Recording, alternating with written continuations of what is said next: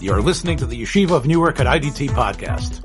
I'm your host and curator, Rabbi Abram Kibalevich, and I hope you enjoy this episode. You've bought your tickets. The ushers are about to open the doors. Yes, the Projectionist has Semicha is about to start. But first, you've heard me on this platform touting NRS, a great company whose many dedicated employees I get to see in action. NRS Pay has recently launched its new cost-cutting program called Cash Discount.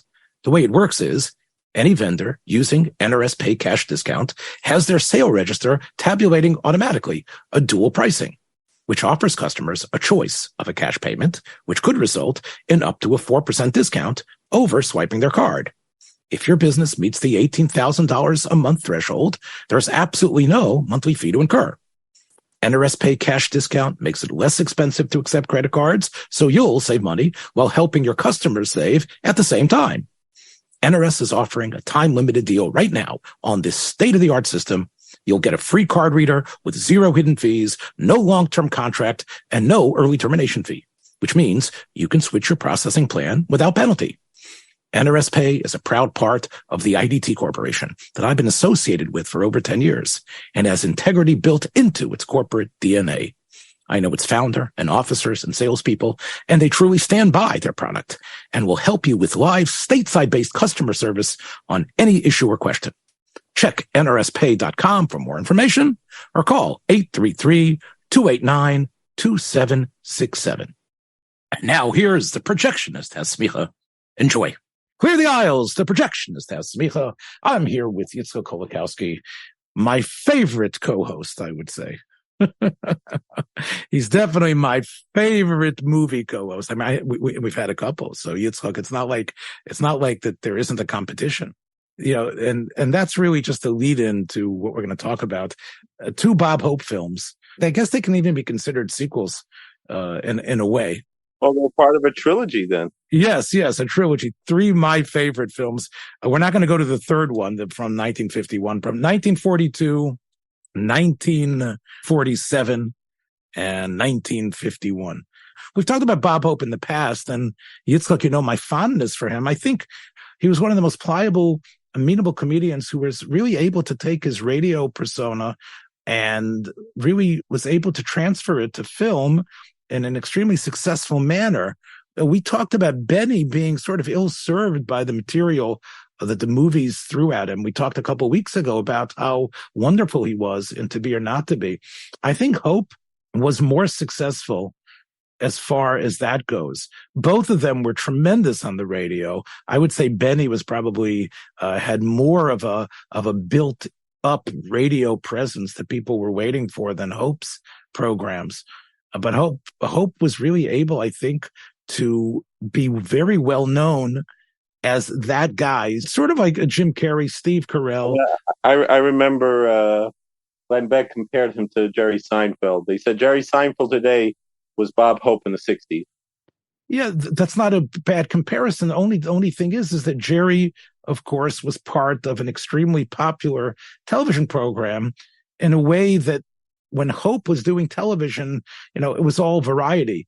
But I think the real glory, and we've talked about this, the real glory era of Hope was in the early 40s through, I would say, the first couple of years of the 1950s. And that's why these three films pretty much are part of, you know, Hope's glory days. Now, 1942's My Favorite was My Favorite Blonde.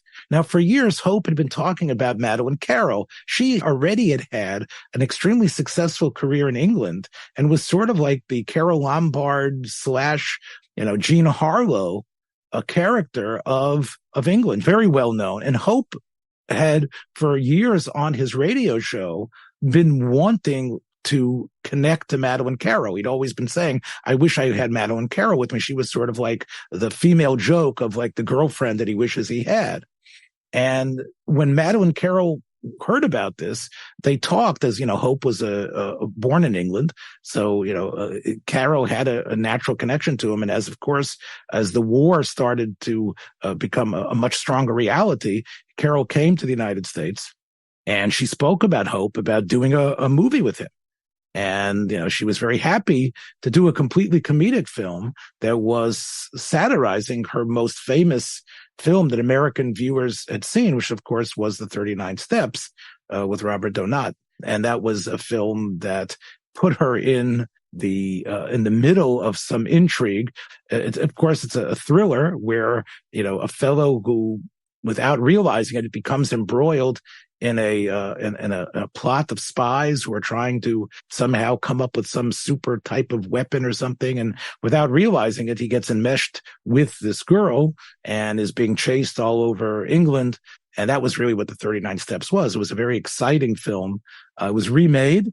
I don't think the remake ever matched the original, but it really set the standard for what Hitchcock tried to do for years, including, of course, probably the pinnacle of Hitchcock remaking himself, which was North by Northwest, which is pretty much the same plot where you have a character who gets somewhat self-involved, who finds himself in many ways drawn because of a woman into intrigue that it's not really his.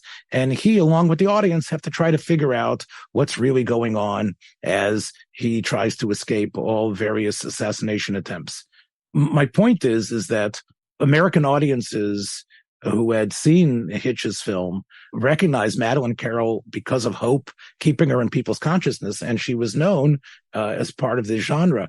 I think in 1942, although the film was made before Pearl Harbor, there had already been an affinity in people's minds between what Britain was going through. There were still some isolationists. We've already mentioned that most people in Hollywood were more left-leaning, or at least understood that this was a just war and that we had to do whatever we could to help the Allies. I think that was most of the sentiment of the Hollywood moguls and producers, and the film subtly tried to push that idea. In this film, it's never, even though it was released after America was officially at war, you don't have all the GIs and sense that we are fighting the Germans. In fact, I think the word Nazis is only said once, and you have to listen very carefully to hear it.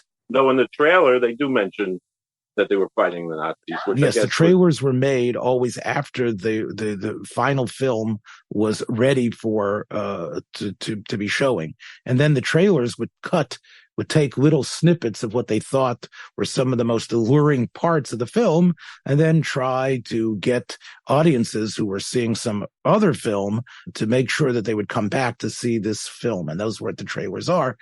But as I said, the film really puts your sympathy with the Brits who are trying to somehow, they have the hold of some secret microfilm, which is inside of some sort of scorpion brooch, which someone has already died for. And it's only Madeleine Carroll, who plays, I think, Karen, I think is her name, and Karen Bentley, I think is her name in the film. She is able to smuggle this into New York City, and she's being chased by Nazi spies who want to kill her. Not sure why they can't, just shoot her, and then run away. But somehow she's able to, and from this point, it's almost like a typical thriller. And it's true about the second film I'm going to talk about, my favorite, Brunette. The first couple of minutes, you sort of think that you're it's not like you have Bugs Bunny's face at you right in the beginning with Bob Hope. You know that it's a Hope film. You know the comedy is going to come. And in both films, till Hope shows up, it has a certain sense of seriousness. Madeleine Carroll is being chased. She might die. She ducks into a vaudeville-like theater somewhere in New York. And somehow the very first act that she sees on the chalkboard is Haynes and Percy. And that is Hope with Percy the Penguin. Hope is as a vaudeville act with a trained penguin. And I mentioned this to you off pod. It's almost like the penguin steals the movie in some ways. There is this trained penguin. I don't know if the penguin appears in other films. Doing an internet search, you see that Percy is a very popular name for a penguin. This might be the first Percy the Penguin that we know of. But this Percy is able to, on command, go down a slide, is able to walk and waddle. And of course, it might be trick photography, but Percy is quite impressive. And Bob playing Haynes, wears a sort of a penguin nose, and he's sort of Percy's trainer. It becomes clear that when Madeline Carroll, who is hiding in Bob's dressing room, she notices a telegram. The telegram indicates that, they want Percy in Hollywood to make a movie called Igloo Love, which I guess with Percy at the star, and Bob and Haynes's, or Bob Hope's agent, with the name of Nat, probably some sort of Jewish agent, is telling him that he maybe has a part for him for $30 a week, possibly, if he comes by to help keep Percy in line. So it's already established the persona. Hope is just an entertainer, a comedian, somewhat of a failed one as well, who's really hanging on the bootstraps of something with more talent, which is the trained bird. And, he's all full of bluster that really he's going to Hollywood. The movie's really going to be about him, and Percy is only an add-on. Of course, Madeline Carroll, this English secret agent, already has figured out that this guy is sort of a dupe. And somehow, since he is going to California, probably by train, she'll be able to go with him to Chicago, where she needs to deliver the secret plans or whatever it is that she has, the microfilm, whatever she has in that brooch of hers. And she could probably use Haynes as a way to sort of like avoid the killers that are out to assassinate her. And which she does, but she does it, of course, by just coming on to him. And of course, what do you do when you are a sex-starved comedian who isn't particularly handsome or dashing, and a beautiful blonde woman is in your dressing room? Well, of course, he gets suckered into it, though he doesn't, he thinks that maybe she's just some sort of fan that's in love with him, and they are off, and the film takes off from there. I have to say that I've seen so many Bob Hope films since I was a child, and this film has a certain retains its narrative structure a lot more. We've talked about how Hope constantly mugged for the camera, broke the fourth wall, talked to the audience. In this film, I think, and again, I think more than in the second film of tonight, I think he keeps more in line. I can't say that the one-liners come fast and furious, but there is at least some sort of fealty to the thriller structure that they're trying in a way to satirize. And part of it is, you're involved with this woman, you don't know what's going on, but instead of, Robert Donette, who's sort of seeing his struggle of becoming a more involved person, he was a Canadian who really starts to care more, and he becomes connected to the cause. The arc of character building that happens in the film, as everything becomes clear, Hope doesn't have much of a character arc. That's not what he's there for. But at least in this film, he goes from being selfish to deciding that he wants to try to help the cause. But it has to do with the fact that he's fallen in love with his co-star, with Karen, and she incredibly has somehow fallen for him as well, as the way Hollywood films always have them. I think that probably there's two scenes that I believe are really, I don't know if I would call them a masterpiece. Sidney Lanfield was the director of this film and had a number of writers. Two of the writers were Hope's normal radio writers, who this was their first screenplay.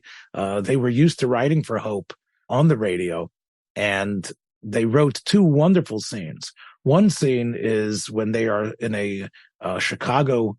A lot of the film happens is in Chicago. The main part of the middle part of the film is where they get off the train in Chicago, and it's there again. The assassins are trying to get to them, and they discover that in the Chicago hotel room, somebody has been killed. There's a knife in the guy's back. He's the person that they're supposed to give the plans to. In that Chicago hotel room, Haynes figures out a way that they can somehow escape. And that is to act like a wild, crazy married couple who are having a fight with each other. And they start tearing apart the suite that they're in, throwing stuff, throwing vases, screaming at each other, like a typical American couple, just coming up with all these insults. And the police arrive. And as they're taking them down to the station, in the police car, they start pretending they're making up with each other, and they start talking to each other in baby talk, the way couples make up with each other. Oh, what is hoochie poochie want? Oh, Queenie Weenie. Oh, does a daddy one loves you so much? And it's very cute the way Hope and Carol do it. And it's so disgusting to the policemen. The policemen just want to kick them out, because whenever you see couples engaging in some of this sort of baby romantic talk that should be just reserved for couples and should never be seen, the policemen, they just say, hey, get out of here. We can't stand hearing of that stuff anymore. That was a very, very, very cute scene, including the fact when a radio gets thrown through the window, and before the radio gets thrown in, Hope turns the radio on. And of course, it's the Bob Hope show. And Hope says, I can't stand that guy. And he throws the radio through the glass. The other great scene is when they're being chased onto a roof. The cinematography is actually quite something I think even Hitchcock would have appreciated, where the assassins are down below, and she has fallen asleep, and Hope figures, look, he's had enough here. This is not his fight. And he goes through as he's leaving her and going to maybe perhaps, escape and just pursue his life the way he should with his pet penguin and get on to Hollywood and make something of himself. He actually goes through a qualms of consciousness, and you can see him actually talking to each other. And it's true. It's funny the way he's sort of talking to these imaginary devils and angels that are on his shoulder, but he does it in a way that sort of rings true. And he sort of admits to himself that it's her cause, but it's also because he's fallen in love with her, and he can't just leave her where she is in that spot. Again, it is 1942. There isn't, there is a little bit of stuff that got through the censors. There's some kissing that happens, and there's an implication that she's French kissing him. But again, it's the type of thing that's so subtle. It's hard to catch. There are plane rides.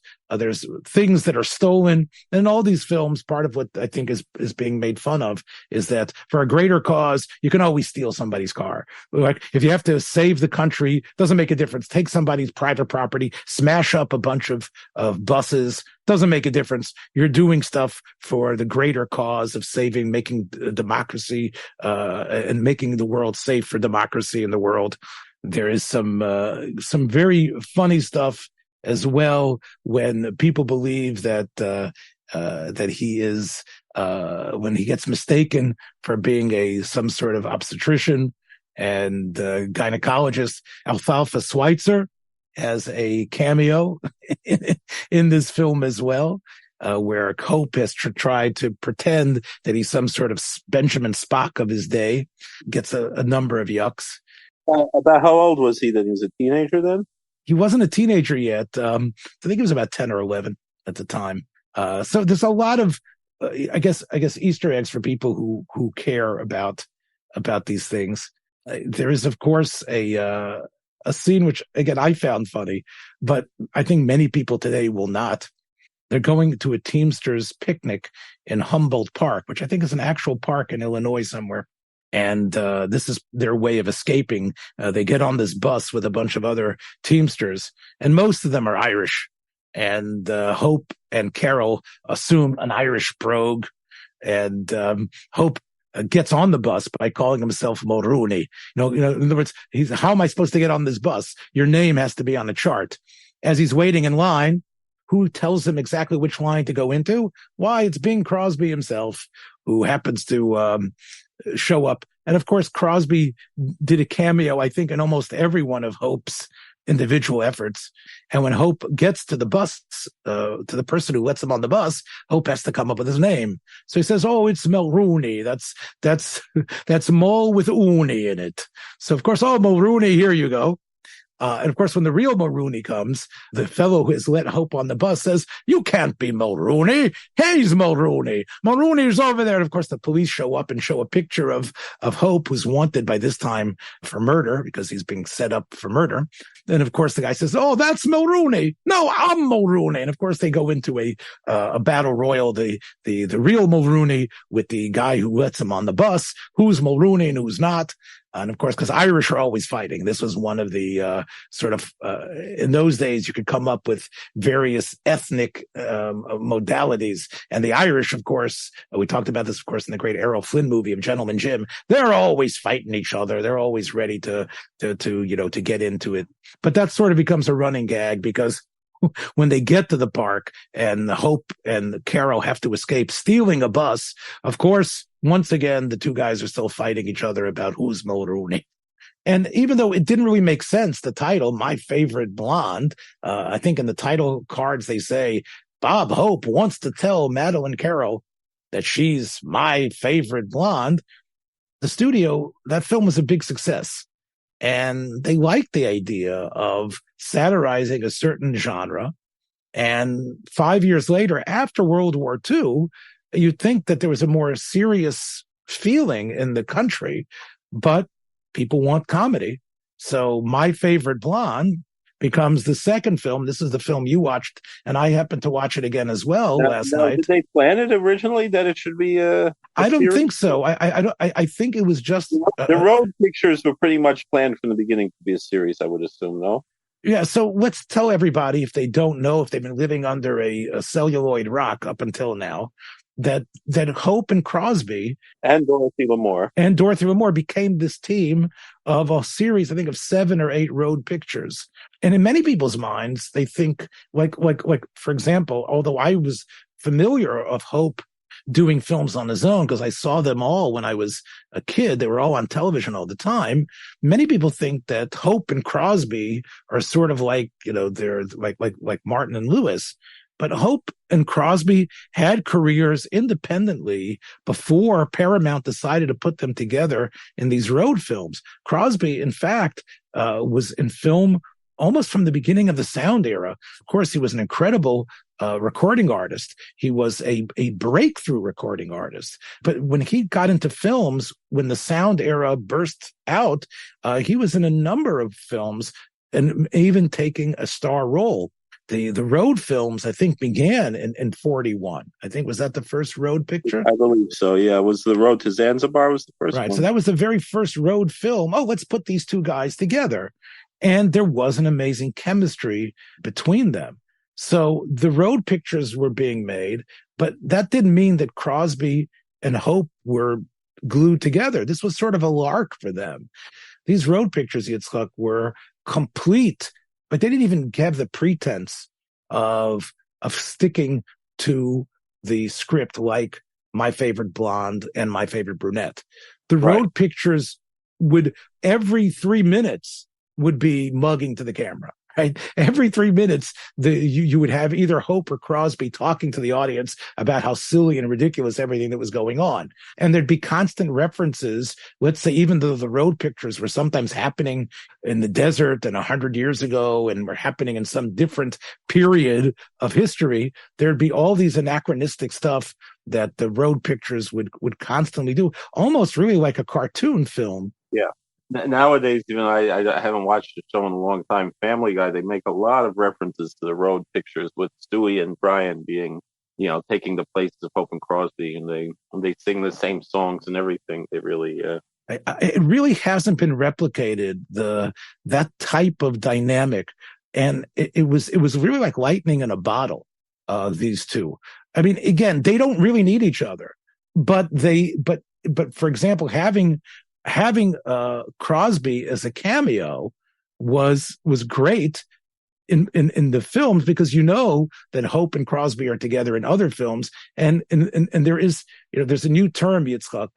It's not so new to our audience. Frenemy. They were frenemies with each other. They were always rivals, friends, but there was always, of course, the fact that Crosby would come out on top. Crosby would get the girl, and in these films, Crosby is just a sort of like a presence that sort of hovers over it. But in My Favorite Blonde and My Favorite Brunette, it's Hope who gets the girl. And he's very happy being able to finally get the girl and not being on the outs. The whole film, My Favorite Brunette, has been in the public domain for quite some time. And so therefore it makes the rounds that other movies, and The Road to Bali is up from the road pictures, is the one that also is in the public domain. And for that reason, my friend, Mr. Lobo, the movie host. But Bob Hope died in 2003. That was just around when Mr. Lobo started doing his show, so it must have been one of his first episodes on a local TV in California, and this was his tribute episode to Bob Hope upon his passing. And he said, here we are honoring Bob Hope, the inventor of the bobsled and the Hope chest and the Hope diamond and bobbing for apples. And he went through a whole routine deadpan about all these things that Bob Hope invented. And he made a few other really good jokes. And they had, on this particular episode, which you can find on YouTube, and actually it's a very good print, because I grew up, seeing this movie with the public domain prints that weren't so good. And he also had trailers to various Hope movies, including my favorite, Blonde.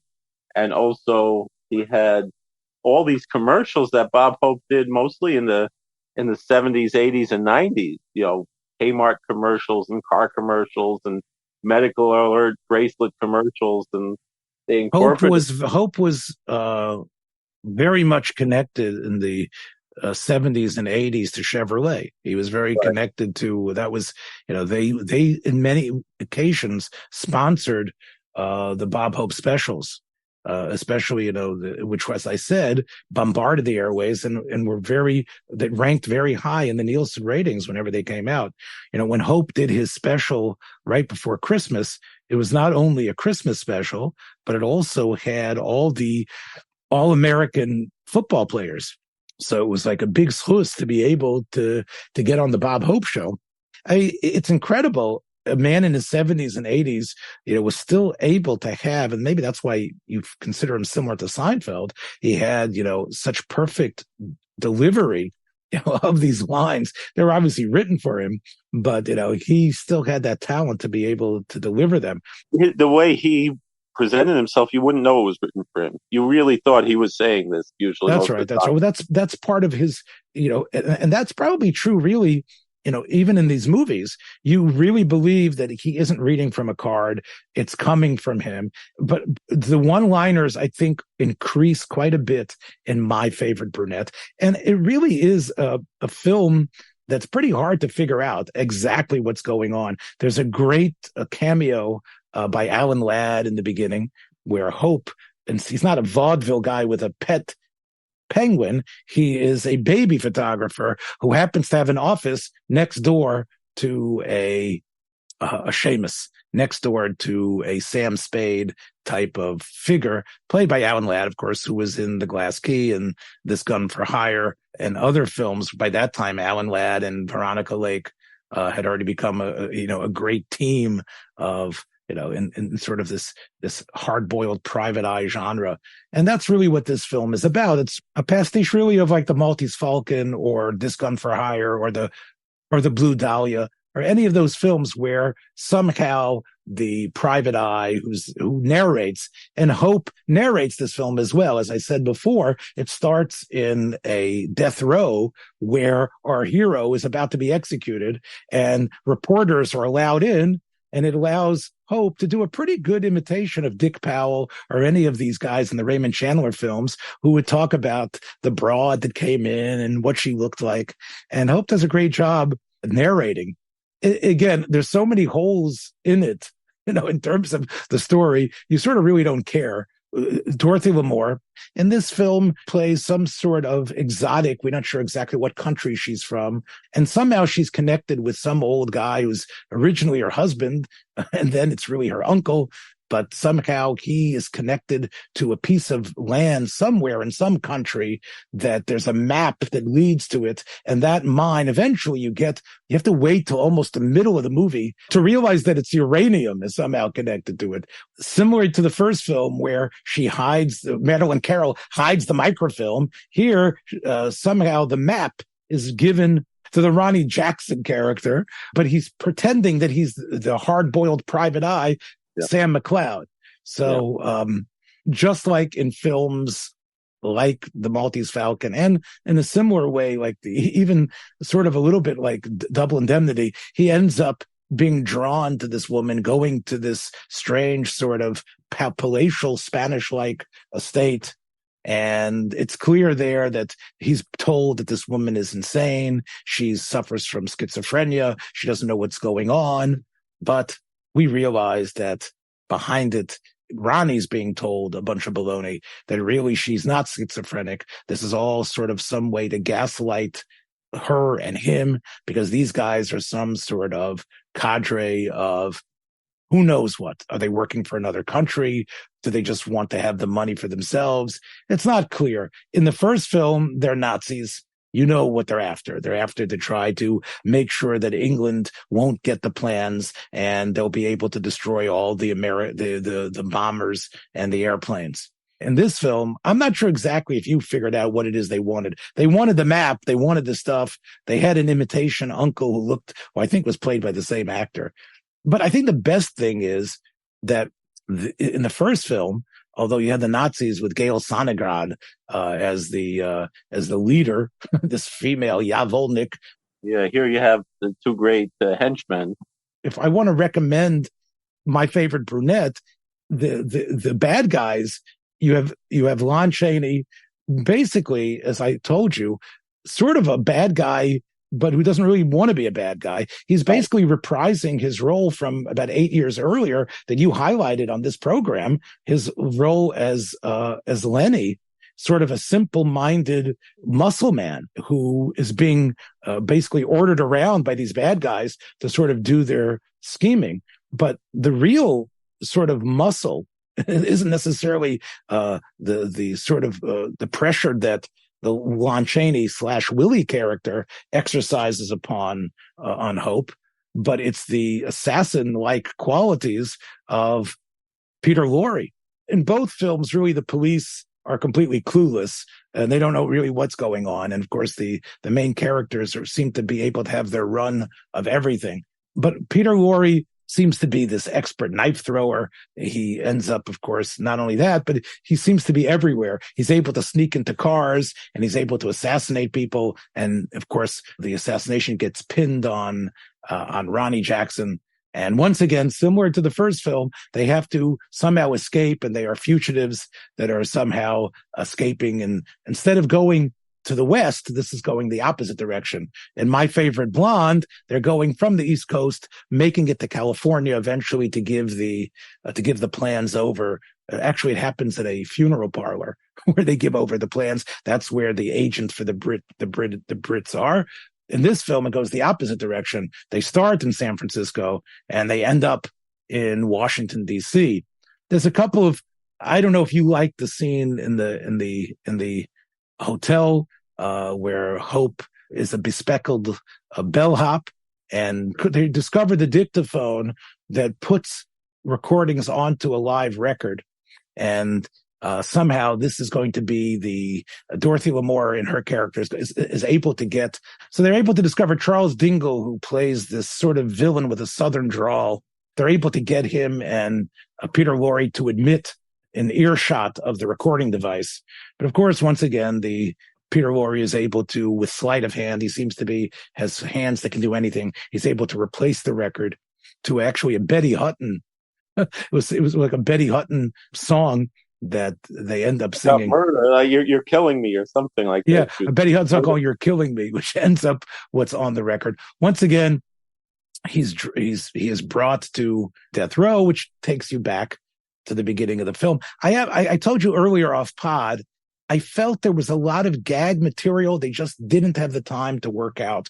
Buster Keaton, Harold Lloyd, Chaplin, they would have said, you have this great premise, work it through, do a callback. There's I felt really the film was stuffed with a lot of potential shtick that they could have done that they basically short shrifted. I think the earlier film, which I know you didn't see, it has less gags, but done more fully and fleshed out. I think My Favorite Brunette has some ideas of what they're trying to do, but not all of it really works out to the maximum effect. And I think that you really need to know, again, the editors really have to do it whenever you have a lot of ideas with a limited amount of time and running space of what people's attention is going to be. I think that My Favorite Brunette suffers in that regard. which film is ultimately, like I said, there's more one-liners in the second one. Is there more chemistry between Hope and Lamore? I think so. I think there's more passion there. Although, again, there is that like I said, there's that implied sensuality with Maddo and Carol in the first film. Crosby, of course, gets his cameo. What did you think of Crosby's cameo in this one? And my favorite, Brunette. It served its purpose.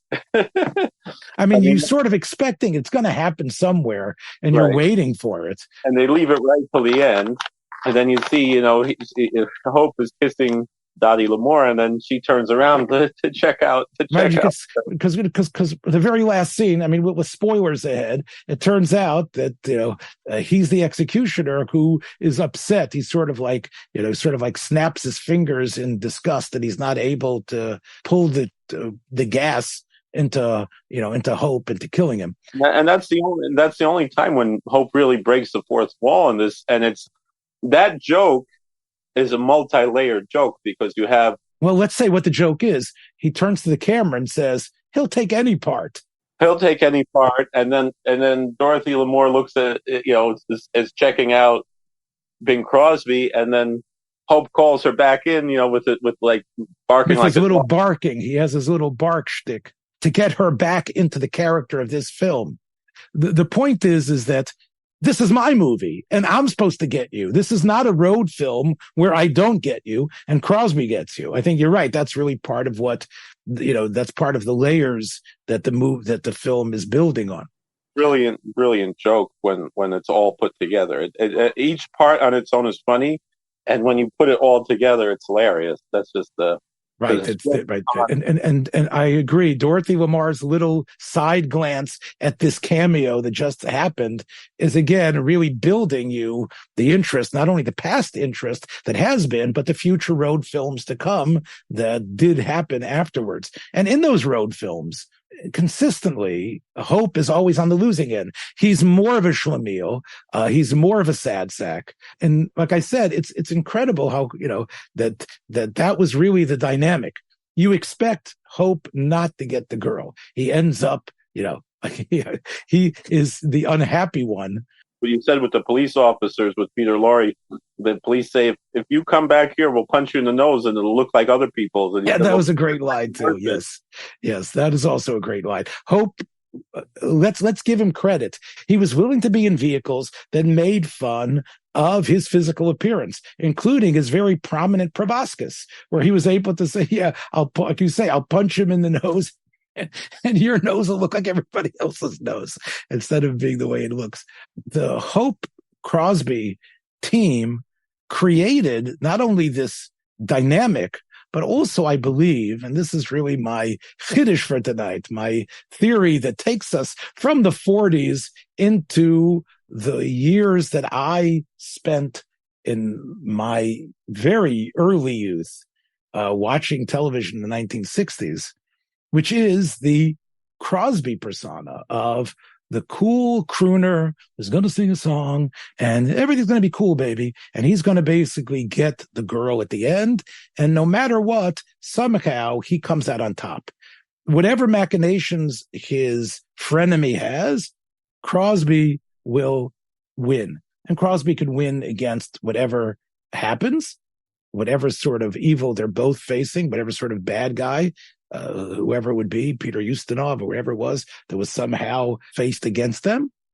And Hope will end up in the dust, but somehow still being his friend. And I think this was this type of cool guy who was a singer, who was able to get what he wants. And the person who was trying to stop him was sort of like a friend, but sort of an enemy. And he's cool with that. And you can always have the end titles. The people working on the post-advertising campaign in the 1950s took this Hollywood type of character that was a byproduct specifically, not of Bing Crosby, but of Bing Crosby in the road films and the way he worked vis-a-vis Hope in terms of his successes there. That became the character of Sugar Bear for the post cereal that was called Sugar Crisp. Now remember, Sugar Crisp is one of the most easy cereals to replicate. Malt-O-Meal and any number of off-brands can do the same thing. They go to the mills that the United States are filled with in terms of the wheat that they're able to produce, and they pop the darn things. Kloyos, as is mentioned consistently in Chazal, but these kloyos aren't just wheat kernels that are popped in an oven. They are coated with sugar, so it's popped wheat with sugar. That's what it is. And yet, if you put a bear, and there were bears as part of the post cereals even in the early 50s, maybe even as early as 1949, I believe. But when they came up with the idea of having one bear and having this one bear be the Crosby persona. Now, Crosby had recorded a version of Joshua Fit the Walls of Jericho. That ditty became the theme song for these commercials, starting from the early 1960s, of Sugar Bear. Got to have some of that Sugar Crisp. And basically every single commercial in 30 seconds or less had this dynamic of a Crosby-like character versus some sort of Hope character, whether it was June Foray doing Granny Goodwitch or some other sort of character called Blob, not Bob, that Sugar Bear would get the Sugar Crisp. He would get the Dorothy Lamour Prize. The cereal companies sponsored so much of the Saturday morning cartoon shows, and they realized that the way to get the moms to buy is to come up with these characters, to come up with these interesting characters that you somehow, even though it's a cereal that can be replicated by 100 different companies, the success of the ad agencies of a character that somehow was that would get people's minds and hearts involved in them because of these little 30-second commercials, that would translate into boxes and boxes of cereals being loaded into the push carts in grocery stores all over the country. Now, there was also a period, it was ended by the Federal Trade Commission in 1969, where they said, although programs can sometimes have product placements. You mentioned Seinfeld, of course. The Seinfeld program is chock full of product placement consistently. Yeah, the Snapple and the. But the FTC ruled that you couldn't have a cartoon show, which is what, like, you had Linus the Lionhearted, that was basically a cartoon show that every single character had his cereal. The ad companies had created these characters in order to meld them with a certain type of cereal, and then they decided, the Post company, which basically decided to put on a television program starring those characters. And I watched a number of these. I remember them when I was growing up. They are insipid and horrible, but it kept people watching. They were, mostly chase things, where very cheap animation, where you have the characters just chasing each other, running back and forth, but using incredible voice talent. Sugar Bear was voiced by 40 years, incredibly, with a voice that didn't seem to waver, by Jerry Matthews. Now, Jerry Matthews has some film credits, and you can find that on some of the pages dedicated to people's films. But he, for 40 years, was the voice. He was born in 1931. He's still alive. And from his late 20s and early 30s, he began a pitch-perfect imitation of Crosby. This is my Kiddush in the 40s to the 60s. So, it's going to be 80 years, more than 80 years since that character persona was developed, and Sugar Bear is still out there. I don't know who's doing the voice now. I'm not sure if the commercials are out there, but it really, really speaks to the tremendous dominance that cereals had. Well, we've tried to recommend on this program vintage TV. I don't recommend anything except the 30 seconds commercials for Sugar Bear. Maybe when it started, he was okay, but in Crosby's last years, he threatened a lawsuit against Post unless they altered the voice of Sugar Bear. Some say that when he altered it, he made it more of a Dean Martin voice than a Bing Crosby voice. In a way, Dean is sort of like in the history of film, Dean is sort of the next iteration of this dynamic. You have Crosby and Hope replaced by Martin and Lewis. And in fact, in one of the Hope films, I think at the very end of the film, you can actually see Dean and Jerry show up, I think, at the end of one of their road films, I believe, indicating that they themselves knew that the cord had almost rolled completely, had been blanched completely. Kind of the opposite of Edgar Bergen appearing in the Muppet movie. Yes. There was a sort of the sense that they were going to be passing on the torch to Martin and Lewis.